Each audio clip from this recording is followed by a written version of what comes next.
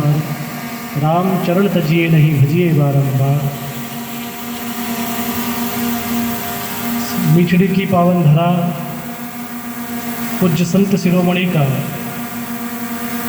4 वर्ष पूर्व इस भौतिक शरीर को त्याग कर हम सभी के वो मध्य में शरीर से नहीं है, ऐसे महापुरुष के पावन श्री चरणों में मैं प्रणाम निवेदन करता हूँ।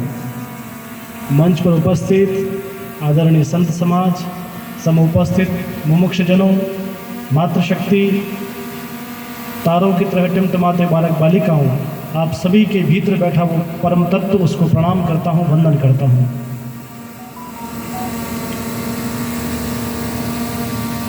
जीवन बहुमूल्य है साथियों, और जीवन की उपयोगिता तभी सिद्ध हो सकती है कि कहीं न कहीं हम अपने जीवन में मानव तन को पाकर के, इस मनुष्य देह को पाकर के, इस जीवन के उद्देश्य को जरा सा हम जान लें तो जीवन की उपयोगिता हो सकती है। नहीं तो शास्त्र कहता है कि मनुष्य की देह पाकर के यदि हमने, जिसे आप परमात्मा कहते हैं, ईश्वर कहते हैं, अलग अलग विभिन्न संप्रदायों में, विभिन्न पंथ में अनेक उनके नाम दिए गए हैं। संत लोगों का एक ही सार, एक सिद्धांत है कि जीवन के रहते जरा सा हम अपनी समस्याओं को समाधान करते हुए इस तत्व को जानने की कोशिश करें कि हम धरती पर क्यों आए। क्वस्तम को हम कुता आयात को में जननी को में माता। भगवान शंकराचार्य कहते हैं कि मैं कौन हूँ, मेरे को जन्म देने वाला कौन है और मेरे माता पिता कौन है। तो आप सोच रहे होंगे कि जिसने जन्म दिया वही हमारे माता पिता है। ये बहुत बड़ी जीवन की भूल है।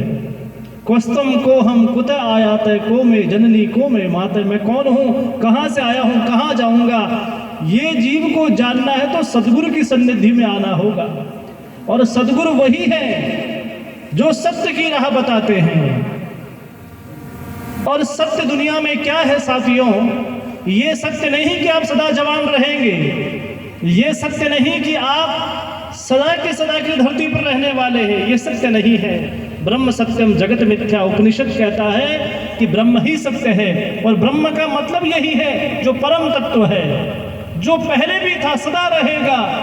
ये कालखंड की जो जलचर थलचर नवचर नाना ये जो सृष्टि बनी है, ये एक समय के बाद बिगड़ती और बनती रहती है, ये सदा स्थायी नहीं है।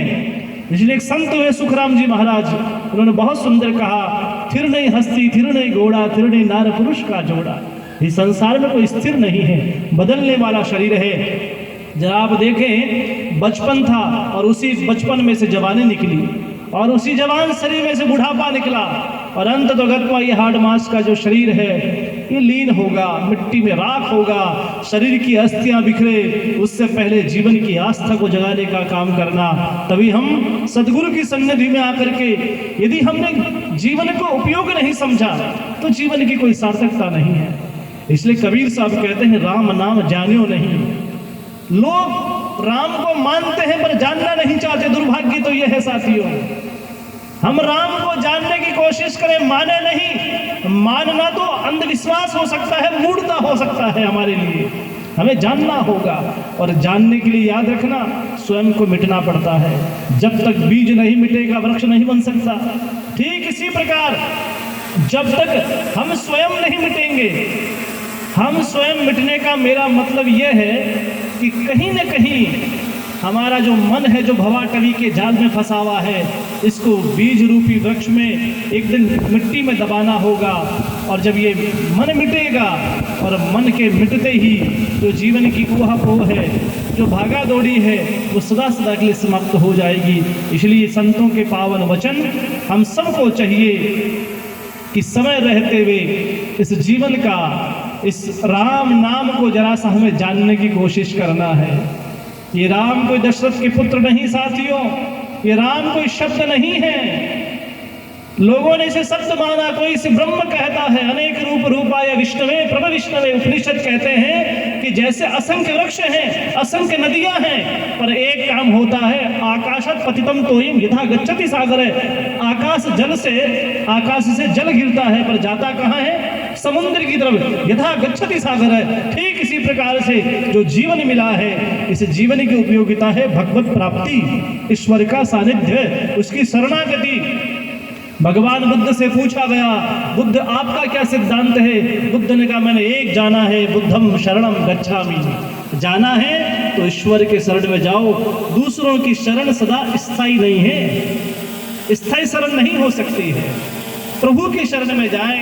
अब उसे महापुरुषों ने अनेक अनेक नाम दिए हैं साथियों, इसलिए कोई अगम की बात कहे कि कोई अलग अलग महापुरुषों ने अपने सिद्धांत दर्शन दिए हैं। उपनिषदों से पूछा गया ईश्वर के बारे में, तो उपनिषद ने इतना ही कहा, ईश्वर को जाना नहीं जा सकता है, ईश्वर एक अनुभूति का विषय है, अनुभव का विषय है, और जिसने उसके स्वाद को चख लिया, फिर ये शरीर तो एक दिन काला पीला होगा, राख होगा, पर स्वाभाविक है जो जीव जन्म जन्मों से नाना प्रकार के वस्त्र बदलता रहता है।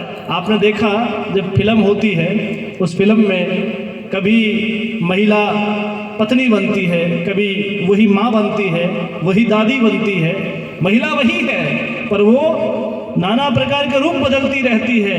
ठीक इसी प्रकार हम भी फिल्मों से ज़्यादा कम नहीं है साथियों। हमारा भी यही है कि हम पिता भी हैं, किसी के बेटा भी हैं, किसी के मामा भी लगते हैं, ज़्यादा भेद नहीं है। पर ये रिश्ते नाते संसार जगत का मूल वाक्य यदि कोई है तो कबीर साहब, महापुरुषों ने, अलग अलग संतों ने, रज्जब जी महाराज ने जो सबसे पहले वाक्य मैंने आप लोगों से कहा था, चारों वेद ढुंढोर के अंत कहोगे राम, सो रज्जब पहले कहो इतने में ही काम। ना हमें गीता भागवत पढ़ने की आवश्यकता है साथियों, ना हमें उपनिषदों की व्याख्या करने की आवश्यकता है, पर यदि जरा सा हम जान ले और मन में ठान ले कि हमें मेरे एक राम से मिलना, दूजी सब काल की कल्पना, ये कबीर के वाक्य है साथियों। उन महापुरुषों ने, ऐसे उच्च कोटि के महापुरुष, भूतो न भविष्यति, एक कल्पना रखी, मेरे एक राम से मिलना, दूजी सब काल की कल्पना, क्योंकि काल तो स्वाभाविक एक दिन नष्ट करेगा ही, जो पौधा बड़ा हुआ है वो एक दिन मिटेगा ही, पर वो सदा सत्य कैसे रहे? तो सत्य तो संसार में, मुझे तो सबसे अच्छा लगता है कि कोई सतराम बोलता है, कोई सत साहिब बोलता है, कोई अलग अलग परंपराओं में आप पंजाब में जाएंगे सत श्री अकाल बोला जाता है, मतलब सत्य को बड़ा जोर दिया है, और वो सत्य जो है वो हम सबसे जो पार है। एक मैंने एक भजन सुना था कि काया का कारीगर ने काया माई हेरो, जो काया का कारीगर है, जिसने हमारे नाक नक्शे को बनाया है, वो बड़ा अद्भुत है। वो कारीगर बाहर नहीं है, वो भीतर बैठा हुआ है, और उसको जरा सा जानने की जरूरत है। और उसको जानने के लिए महापुरुष कहते हैं कि कबीर कुआ एक है, पनिहारी अनेक, बर्तन सबके न्यारे हैं, पर पारी सब में। ये छोटी बोतल में भी पानी है, इस गिलास में भी पानी है, बोतल में भी है, विभिन्न विभिन्न आवरण अलग अलग हो सकते हैं, पर पानी सब में एक है साथियों। इसलिए हम स्वयं को ही चलना पड़ेगा, कोई हमारा राही नहीं बन सकता है। एक सच्चा राही, एक हमारा जीवन का कोई सहयोगी यदि कोई है तो सदगुरु है साथियों। इसलिए महापुरुष कहते हैं, सदगुरु को एको वचन मन को लेवे मान, सहज होत है संत दास मुश्किल सु आसान। कठिन से कठिन कार्य को भी यदि कोई समाधान कर सके तो वो गुरु है, वो सदगुरु है। इसलिए गुरु की परम महिमा है, और आप सभी लोग गुरुमुखी हैं, आप सभी लोग लंबे समय से सदगुरुदेव के सन्निधि में जुड़े हुए हैं। मेरा भी परम सौभाग्य है कि मुझे भी आज इस बरसी के अवसर पर आप सभी लोगों के दर्शन करने का सौभाग्य प्राप्त हुआ। पूज्य महाराज श्री के समाधि के प्रतिबिंब स्वरूप को दर्शन करने का सौभाग्य प्राप्त हुआ। मैं आप सभी लोगों से निवेदन करूंगा कि जितना हो सके हम जरा सा अपने मन को ठीक ठाक करने का प्रयास करें, कोशिश करें कि हमने जीवन को तो ठीक कर लिया।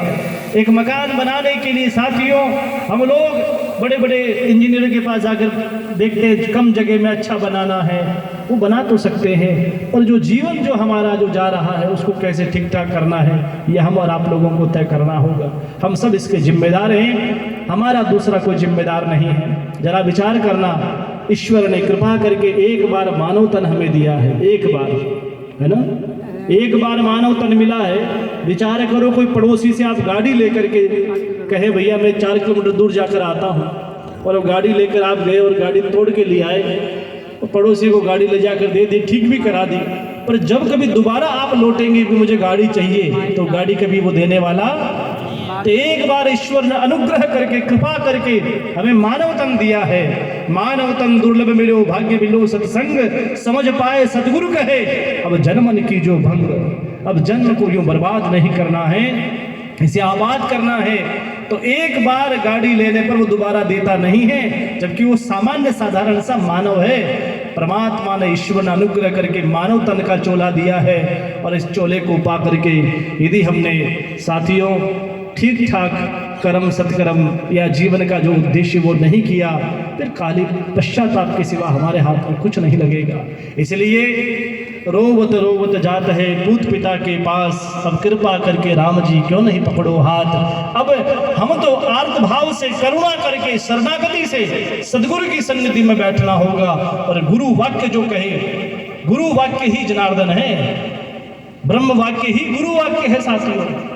जैसा वो कहे उसके अनुसार हम चलते हुए, हमें जो सदगुरुदेव ने जो आपको उपदेश दिया है, नाम मंत्र दिया है, जो आपको जीवन के नवखंड द्वार से दसम द्वार की जो यात्रा के मार्ग बताए हैं, वो सब आप लोगों को तय करना होगा, पर करना स्वयं को ही होगा। भोजन आप करें, पड़ोसी को भूख नहीं मिटती। भोजन आप करें, कितना ही प्रिय आपका बेटा है, पोता है, उसके पेट में भोजन नहीं जा सकता। ठीक इस प्रकार से, क्योंकि जब आए हैं अकेले तो जाएंगे भी। सार्थक हमारा इस भवाटवी की जीवन में हमारा कोई हो नहीं सकता है साथियों। इसलिए समय रहते हुए एक मैंने छोटी सी कहानी में आप लोगों से निवेदन करूं कि एक सम्राट जिनके 3 पुत्र थे, सम्राट की इच्छा थी कि मेरा इस राज्य गद्दी का उत्तराधिकारी कौन होगा। उन्होंने अपने पुत्र को बुलाया और सबसे बड़े बेटे उनसे कहा कि मेरी इच्छा है कि 1000 रुपया, 1000 रुपये से तुम इस पूरे महल को भर दो। अब तुम मिट्टी से भी भर सकते हो, तुम सोने से भी भर सकते हो, पत्थरों से भर सकते हो, वो आपको तय करना है किससे भरा जाए। अब सम्राट का पुत्र, बड़ा बेटा, उसने 1000 रुपये ले पर कहा समय भी तुम्हारे पास में सीमित है, उत्तराधिकारी तय करना है, इस विरासत का मालिक कौन होगा। उसने बड़े वाले बेटे ने 1000 का नोट लिया और अपने मित्रों के पास गया कि पिता ने कहा है कि इस महल को भरना है, इसको महल को भरा कैसे जाए। तो उसने कहा कि शाम होते होते चिंता करने लगे, महल भरे कैसे। अब इतनी चिंता होगी, चिंता करते करते सर दर्द होने लग गया।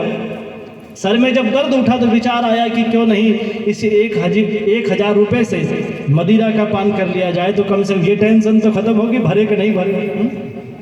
वो 1000 रुपये लेकर के आप जानते हैं कि मधुशाला की ओर गया, और मधुशाला की ओर जाकर के उसने 1000 रुपये से उसका सेवन किया। संध्या होते होते जब रात्रि का समय आया, पिता स्वयं जो राजा सम्राट हैं अपने सैनिकों के साथ में गुजरने लगे कि क्या पता मेरे बड़े वाले बेटे को जो पहला हमने कार्य सौंपा था वो कर सके। चिंता का विषय तो ये था कि यहाँ इतनी बड़ी विरासत का मालिक बनना है, पर वो चिंताग्रस्त हो गया। उसने 1000 रुपये लेकर के मदिरा मधुशाला में बैठा रहा। पिता लौटे वहां से, पिता से पूछने लगा, उसने कहा तुम मेरे पुत्र हो, तुमने वो काम क्यों नहीं किया।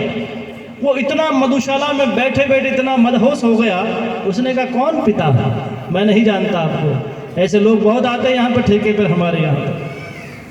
सम्राट को बहुत मन में पीड़ा हुई कि मेरे बेटा ये इस संपत्ति का वारिस नहीं हो सकता।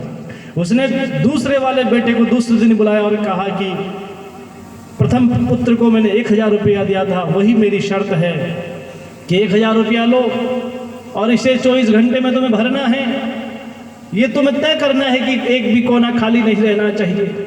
उसने 1000 रुपया लिया, अपने सहयोगी लोगों के पास में गया, सखा मित्र लोगों के पास जाकर पूछा कि मेरे मित्रों मुझे बताओ, मेरे जीवन के उत्तराधिकारी बनने का प्रश्न है, इस संपत्ति का महान विरासत का मालिक मैं बनना चाहता हूँ, मेरा तुम सहयोग करो। तो उन्होंने कहा कि ऐसा है कि अब 1000 रुपये से तो आएगा क्या, कुछ आ नहीं सकता है।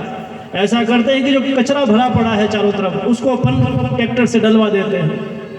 अब जैसी मति थी वैसा सबने काम किया, जैसे सलाहकार थे वैसा काम हुआ, और 1000 रुपये लेकर के न जाने 50-100 ट्रैक्टर उन्होंने पूरे कचरे से महल को भर दिया। सम्राट संध्या होते होते जब लौटे वहां से, बड़ी दुर्गंध आ रही थी पूरे महल में, जो सुगंध से भरा रहता था। और उन्होंने जाकर कहा कि ये क्या क्या? बोला आपने तो कहा था भरना था इसे। सम्राट ने शायद अपने भाग्य को कोसा कि दुर्भाग्य है कि मुझे लगता है कि संपत्ति का कोई वारिस बनेगा नहीं। वापस कचरे को हटाएगा। उन्होंने कहा तुम भी इस परीक्षा में उत्तीर्ण नहीं हो सके। छोटे वाले बेटे को बुलाया और कहा कि आज तीसरा दिन है, तुम्हें मैं 1000 रुपया देता हूँ। अब तुमको तय करना है कि इस महल को कैसे भरना है, तुम कैसे भर सकते हो। और यही हुआ साथियों, ये जितने भी उत्तराधिकारी जो बनाना चाहते हैं अपने घर में, उनके लिए ये कहानी बड़ी जरूरत है। और यही हुआ कि उसने 1000 रुपया लिया और लेकर के अपने दोस्तों के पास नहीं गया, सखा के पास नहीं गया। एक झोंपड़ी में एक महात्मा सन्यासी रहता था, साधु रहता था, उसके पास वो गया। उसने कहा सदगुरुदेव, मेरे जीवन मरण का प्रश्न ही भौतिक संपदा का मैं मालिक बनना चाहता हूँ, आप मेरा मार्गदर्शन करें। तो उन्होंने कहा क्या करोगे, ये सब नष्ट होने वाला है। उन्होंने बोला नष्ट तो होगा महाराज, पर अभी तो मिल जाए एक बार, है? एक बार आपकी कृपा से मुझे प्राप्त हो जाए, मैं आपका जीवन भर आभारी रहूंगा। उसको भरना है, मात्र 1000 रुपया है, समय भी बहुत कम बचा है। अब 2-4 घंटे महात्मा जी ने कहा तुम बैठो जरा सा, राम राम करो। उसने कहा ये महाराज तो समझ नहीं रहे मेरी भावना को, और मुझे तो महल का, इस संपत्ति का मालिक बनना है। और कुछ देर बाद महात्मा ने कहा ऐसा करो, कुछ मिट्टी के दीपक 5-10 हजार ले जाओ और कुछ बाती ले जाना, कुछ तेल लेकर के जाना। सदगुरु ने ऐसा सुगम मार्ग बता दिया, मात्र 1000 रुपये में वो लेकर गया। उसने पूरे महल में दीपक जो थे उनमें तेल भरा, बाती लगाई, शाम का समय हुआ और सबको जला दिया। सम्राट रात के समय लौटे तो पूरा महल जगमगा रहा था, पूरा महल। और